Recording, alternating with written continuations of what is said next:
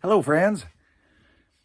I'm going to talk to you about some other interesting things about prison and, leading up to it here a little bit. So, jumping ahead a little bit. So, when you self surrender to prison, at least in my case and the case of several others, they put you in isolation for a time, for a few days, a week, couple weeks. We call it the hole. And so was in there with another fella. Uh, I can't remember if it was 1 or 2 weeks, but eventually they said, "Okay, yeah, grab your stuff, and we're moving, we're going." And so they put us in kind of a holding place for a bit before they move us up to the main prison. So there was about a dozen of us who were in the hole there for a bit. Some who had been transferred from other prisons, others who had also self-surrendered and were having their first experience and all that, just like me. And so you have a kind of a certain kinship because you're going through the same process. They run you up to the main prison where you're going to be staying and get you, the khaki clothes, the shirts, the pants, and boots and stuff like that, because we've been wearing the orange and yellow jumpsuits for that week or so. And so they get you properly attired.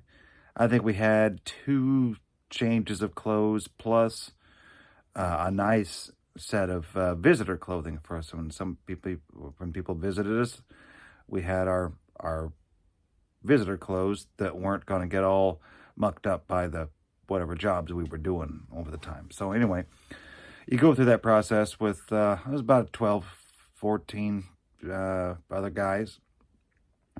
And so became buddies with a fella who was also doing his first time in prison.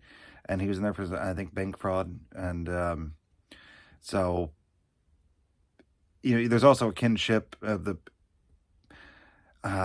white collar people where their careers, they didn't necessarily think that they were going to be winding up in jail. It wasn't necessarily part of their expected career plan. Now, keep in mind, this is 2009, and then there was the 2008 housing crisis just before that made a major collapse of everything. And so it just spread across every place where money was very, very tight in all respects. So any kind of shenanigans somebody was doing or part of in some sort of way really came to light because people lost a lot of money. People had speculated so hard on real estate, and the prices and values and appraisals just kept going up and up and up like it was never going to stop until it did. I mean, there's the movie and the book, The Big Short. It really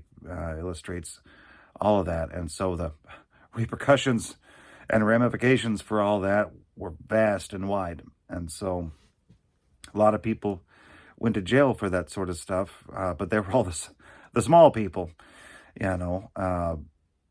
not the ones who orchestrated or, allowed that kind of stuff to happen. Just the people on the smaller end of things caught in whatever was going on when money dried up and was really tight. But such is life, so it goes. But anyway, met one of the fellows in there for bank fraud, and so we,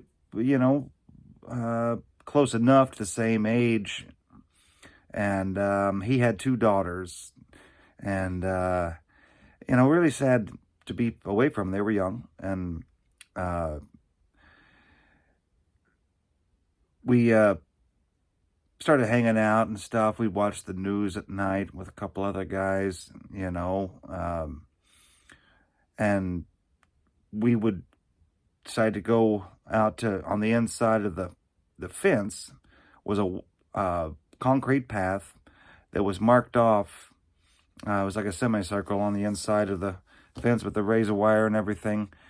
And it was marked uh, at a half mile. So you started at one end of it, and you got to the other end, and that was a half mile. You walked back, and well, that was a mile.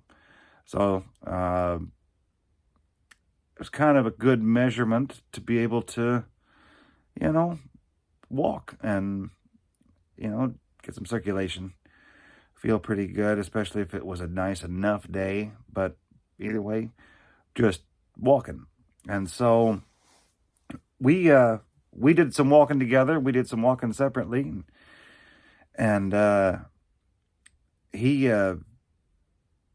got the idea he wanted to be writing a story, like a children's book for his daughters to send back to them, as missing their dad, and he'd write something fun to them. He'd read to them at night before he got sent off to jail and stuff. And so writing something and send it back would be kind of a fun way to connect like that.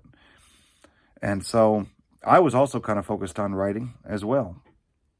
And I wanted to write about someone like me going into a prison experience for the first time.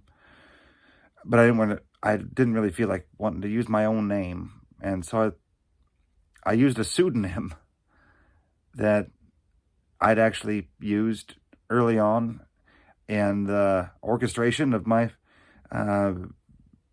inane scheme that got me in there.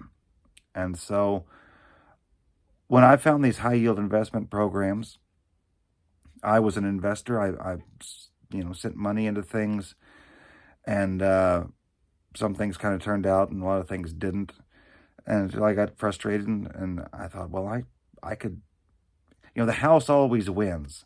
But if I could be the house that actually works well for everybody and does, right by everybody, then this could be a successful thing and have a good go at it. And so I didn't feel comfortable using my own name, and so I used a combination of my first name and my middle name. And my middle name is Benjamin. So Hugh Benjamin Daniil, that's my full name. So I went by the name Benjamin Hughes. And it also felt like I could have some plausible deniability that I was just misspelling my own name. And so I kind of tried to get a little bit of attention using this false name, Benjamin Hughes, and didn't really get much. I think under that name, maybe about $100 came in over for like several different investors, maybe $10-20 a pop. And I didn't really go anywhere from there. And I paid him back, and it's like, well, this is not going to do. What am I even doing here? I mean, you're going to go in, you're going to go all in, or are you going to screw around with stupid fake names? And so I said, well, if I'm going to get involved with this world at all, I need to use my real name. And so I put myself out there with my own real name and every possible way to connect me to the real world. And on a certain message board that was really popular for the high yield investment programs at the time, I put my name out there, and the program I had and the website that I had built that was kind of based on a template that you could get for those sort of things. And within about 5 minutes, somebody chimed back in with a reply on the initial post that I made with quoting lyrics from a Woodbox King song, "Let 'Em Break Your Bones."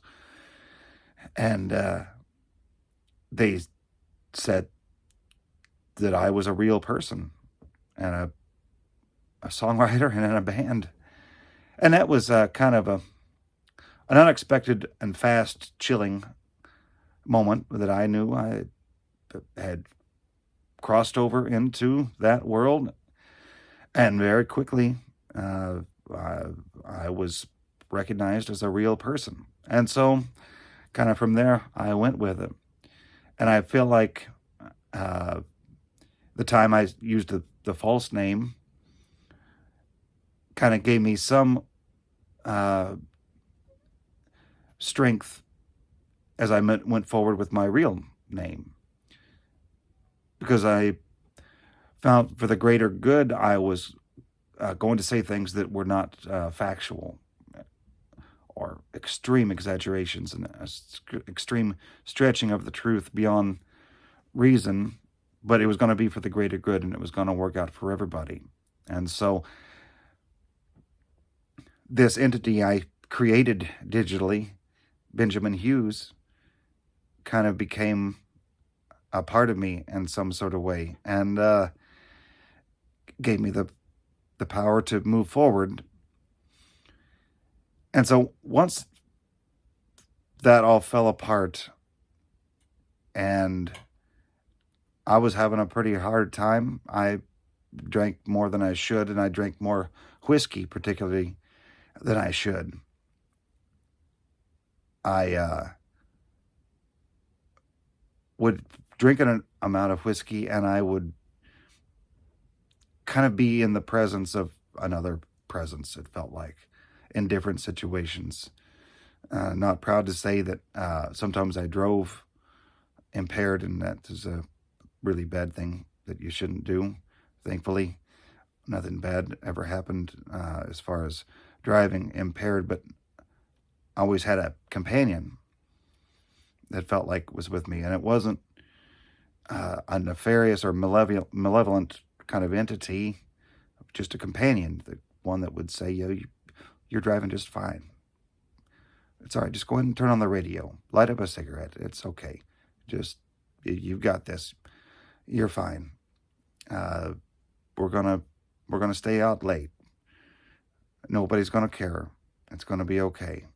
And or potentially, we did some touring up in Montana. Excuse me, around Glacier National Park and stuff. And it's bear country up there in those small towns. And I remember, we played a festival in a couple of spots around there to where we'd be staying in one place, and we're kind of a remote town for a couple of days. And there was a tavern there that was, served the local community and all. And I stayed in there and drinking Montana Miracles, they were called. And it was whiskey with lemonade. And it's pretty easy to drink. Way too many of those. And our cabin was, we had to walk down a gravel road to get there. And they warned us about the bears that were around. And so it was, it was a 15-minute walk. And so halfway there, I remember that night I was by myself. The rest of the band had left, and they'd gone back to the cabin. And I was walking, and my buddy with me there said, you're pretty tired. You should just kind of maybe take a nap here in the grass off the gravel road here. That's probably the smart thing to do. I'm like, well, yeah, it is kind of a long walk. It's dark. That makes sense. So I woke up 2 or 3 hours later, it's still dark out, and pretty bad headache. And I was like, well, why am I staying here? I mean, I remember laying down here, I guess, and that fella told me I should do that. And what happened to him? And quickly I understood that there was nobody with me. It was just me, full of whiskey, and taking bad advice. And so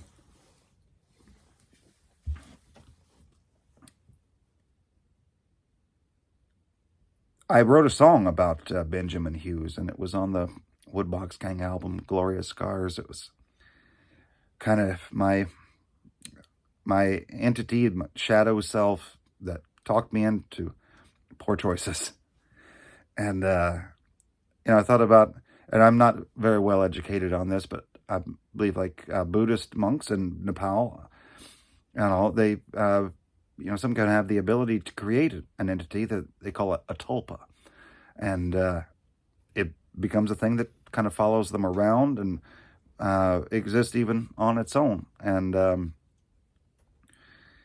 I've kind of wondered after a bit and some years of like did I digitally create a tulpa by this false persona, but then following through with such an impact on so many people with some concentration of energy that had begun on uh, false pretenses initially, that I put something into the world that kind of stuck with me, and only by being impaired on hard liquor, particularly whiskey, do I get to interact with it. That it softens the parts of my brain and pickles them for a brief amount of time, that we can kind of exist on the same in the same dimension and timeline.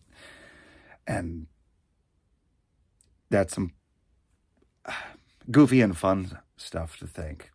But anyhow, my character for my book that I was trying to write in the prison there was Benjamin Hughes, and it was basically my story, but just with a different name. And so my buddy, who was writing the children's book for his daughters, it was about a sea captain away at sea for a while, and he asked me permission if he could make his lead character Captain Benjamin Hughes. And instead of saying, no, that's my guy, we've been through a lot together, nearly to the brink of madness. Of course, I said, absolutely, you can take Captain Benjamin Hughes. And so we would walk together and talk about our when we were in the library, or even maybe in the chow hall when there was free time to go in there and write the things that we were writing. And in addition to writing prose, I wanted to keep writing songs and all. And I didn't really have access to guitars. So I was really just kind of set myself to focus on lyrics without music to be able to accompany. And so walking, those measured half miles into the miles, some days would walk, my maximum record was 18 miles in one day. And his, my buddy's who was writing the children's book, his was 22 miles. So he beat me, for the amount of miles walked in a single day in a prison. But when I would walk, excuse me, there was, cracks in the concrete. They were there intentionally, and they were spaced, obviously, the same amount apart. And so while walking, I could kind of skip my feet a little bit and make a little bit of a shuffle, and then hit that crack with one foot, almost in a kind of a measured march, but a rhythm. And it was kind of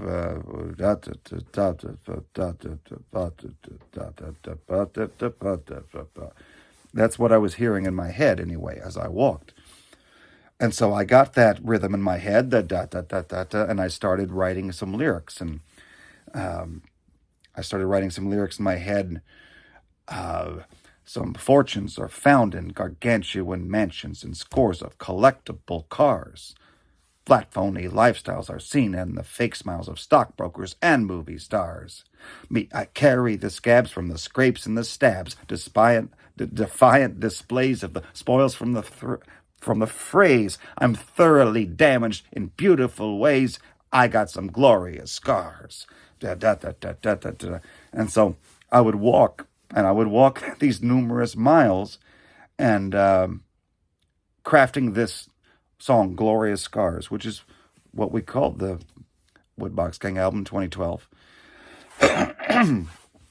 And it came out of being able to walk and have that rhythm in my head and just make the words kind of work with that. And so I bought a tiny little address book from the commissary that they sold. It was like literally 2 inches tall.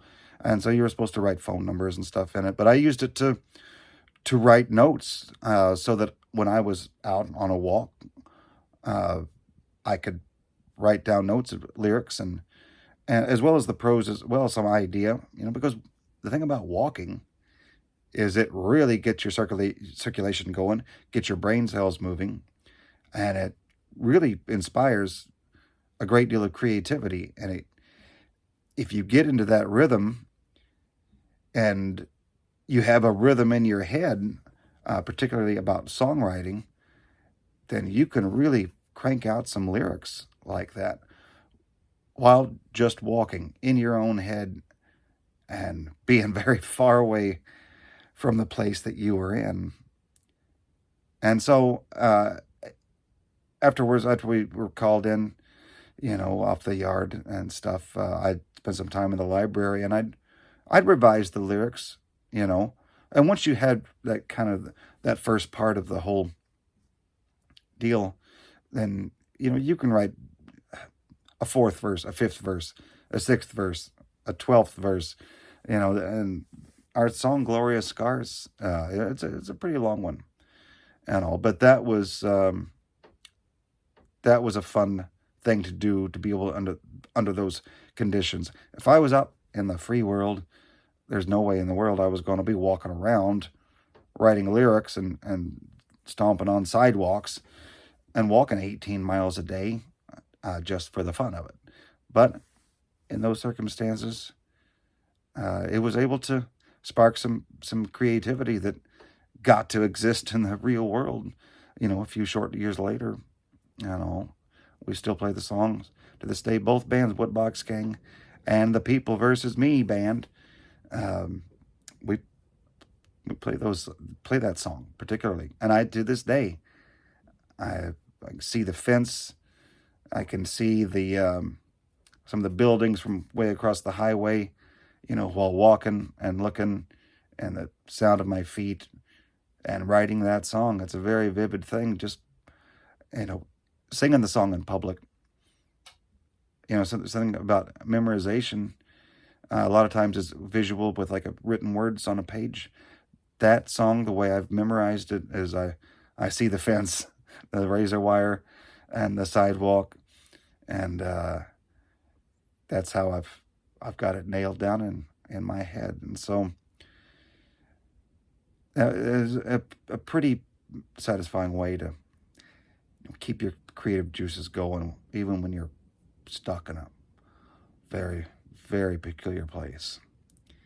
So I hope this is interesting and inspiring.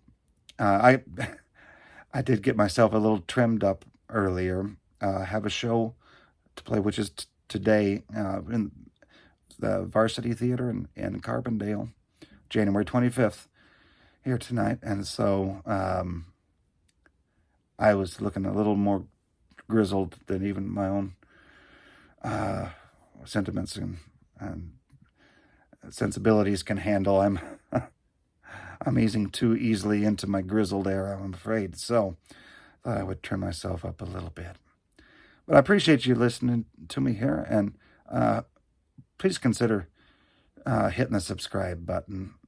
Really kind of trying to grow this channel and getting some really great feedback from people enjoying these videos about this stuff. And I hope it's enjoyable, and I like to keep doing them. So take care, y'all. I'll talk to y'all soon.